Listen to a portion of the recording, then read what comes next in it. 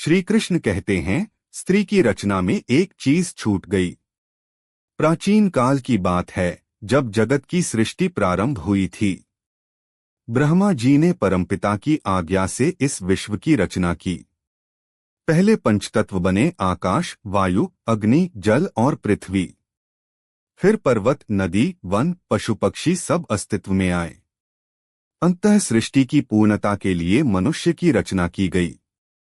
मनुष्य की रचना में सबसे पहले पुरुष बनाए गए, जिन्हें सामर्थ्य, साहस, श्रम और कर्तव्य के गुण प्रदान किए गए। परंतु केवल पुरुष से सृष्टि अधूरी थी। संसार के रंगों में कोमलता, ममता, करुणा और प्रेम की आवश्यकता थी। इसी विचार से ब्रह्मा जी ने स्त्री की रचना की। ब्रह्मा जी ने जब स्त्री को गढ़ा, तब उन्होंने चंद्रमा से उसका सौंदर्य लिया, पृथ्वी से धैर्य, गंगा से पवित्रता, अग्नि से तेज, सागर से गहराई, आकाश से विस्तार, पुष्पों से कोमलता, मोरनी से लावण्य और गाय से ममता। इस प्रकार स्त्री बनी, जो सृष्टि की शोभा और संतुलन दोनों का कारण बनी। परंतु कहते हैं कि जब ब्रह्मा जी ने स्त्री की रचना पूर्ण की, तब वे सोचने लगे, क्या सब कुछ सही दिया है? कहीं कोई कमी तो नहीं रह गई? तभी वे ध्यानमग्न हो गए। उसी समय श्री कृष्ण प्रकट हुए और मुस्कुराते हुए बोले, हे ब्रह्मा, तुमने स्त्री को जगत की सबसे अद्भुत रचना बनाया है। इसमें करुणा, प्रेम और सहनशीलता का संगम है। परंतु एक बात भूल गए हो। ब्रह्मा जी चकित हो गए और बोले, प्रभु, वह कौन सी बात है? श्री कृष्ण ने कहा, स्त्री की रचना करते समय तुमने उसमें सब कुछ भर दिया, धैर्य, सौंदर्य, त्याग, ममता, बुद्धि। परंतु एक चीज छूट गई। वह है स्वयं के लिए जीने की शक्ति। स्त्री हमेशा दूसरों के लिए जीती है, पति के लिए, पुत्र के लिए, परिवार के लिए, समाज के लिए। लेकिन वह स्वयं के लिए जीना भूल जाती है। यह सुनकर ब्रह्मा जी मौन हो गए।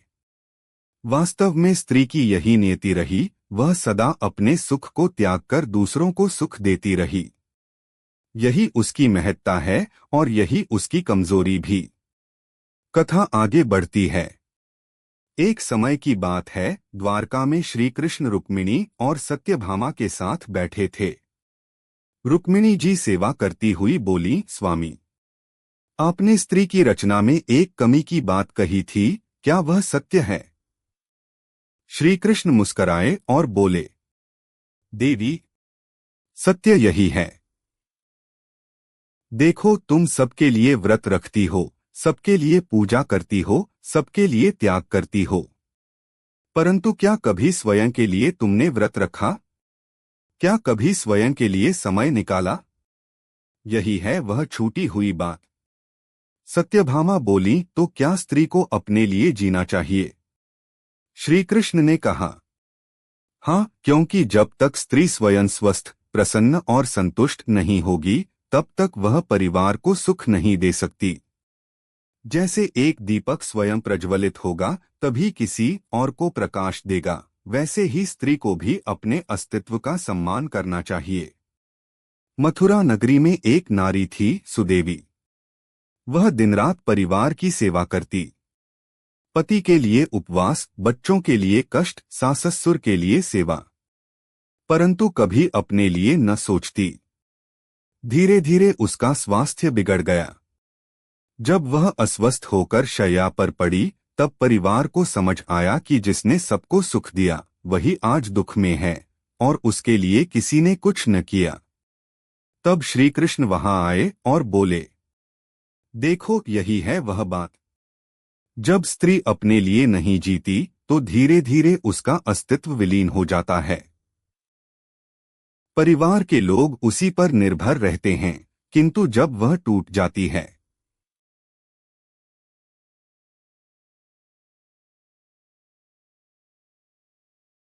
तो पूरा घर अंधकारमय हो जाता है।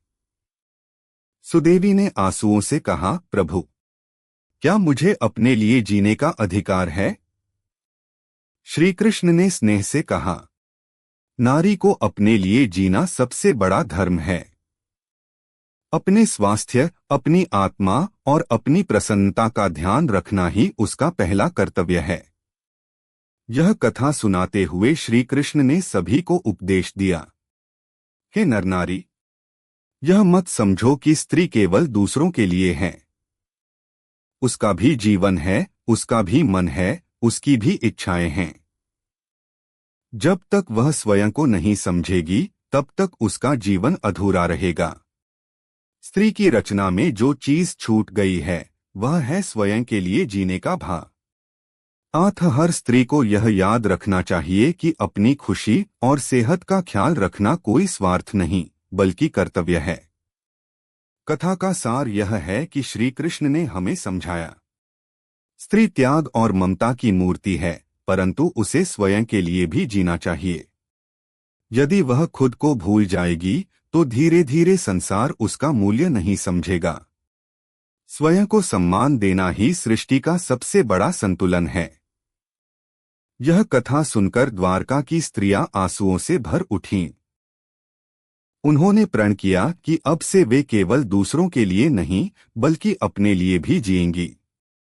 तभी श्री कृष्ण प्रसन्न होकर बोले, अब सृष्टि पूर्ण हुई, अब नारी सच में संपूर्ण हुई।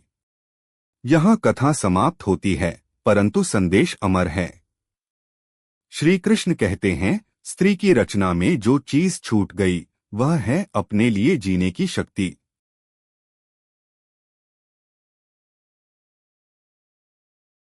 अगर आप श्री कृष्ण के सच्चे भक्त हैं तो चैनल को सब्सक्राइब करो और वीडियो को लाइक करके कमेंट में जय श्री कृष्णा लिख दीजिए।